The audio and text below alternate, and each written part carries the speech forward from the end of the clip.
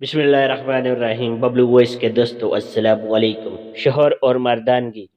पेशावर की फ़्लाइट थी। जब जहाज़ ने कराची से टेक ऑफ किया तो 15 मिनट के बाद साथ वाली सीट से कुछ ज़नाना चीखों पुकार की आवाज़ें आने लगी।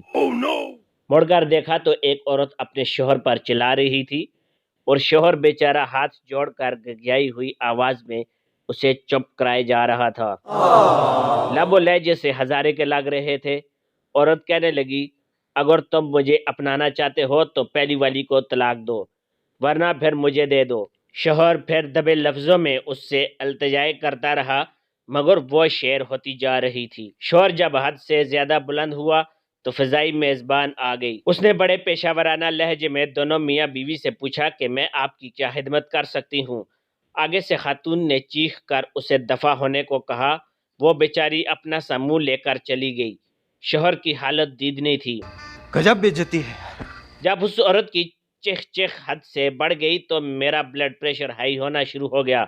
मजीद बर्दाश्त का पारा खुद में न पाकर मैं अपनी सीट से उठा और उनके करीब चला गया। उस मर्द से पूछा कि ये मौसूफा आपकी क्या लगती है। कहने लगा, बेगम है। मैंने कहा, बड़े ही बेगैरत किस्म के शोहर हो, बीवी को इतना सर पर नहीं चढ़ाते।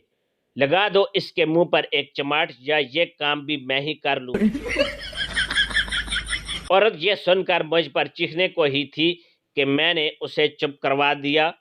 ये कहकर कि बीबी तुम जिस खानदान से हो वो तो पता चल ही गया, लेकिन मैं तेरा शोहर नहीं हूं जो तेरी बकवास सुनूंगा। अब अगर एक लफ्ज भी मुंह से फूटा तो कान लाल कर दूंगा। अभी मजा आएगा ना भिड़ो। 18,000 का टिकट लिया है अपनी सहूलत के लिए, ना कि तेरी चिख चिख नमा वार कमेंट्री सुनने के लिए। मेरी देखा देखी दूसरे मुसाफिर भी मेरे हम नवा बन गए। वो औरत दबक कर बैठ गई। मैं फाखराना अंदाज में अपनी मुछों को तौ देता हुआ सीट पर आकर बैठा और फिर मेरी वाली शुरू हो गई। मुअज़्ज़ज़ सामीन इकराम, कैसी लगी आपको हमारी आज की वीडियो? अपनी कीमती राय का इजहार कमेंट सेक्शन में ज़रूर फरमाइएगा।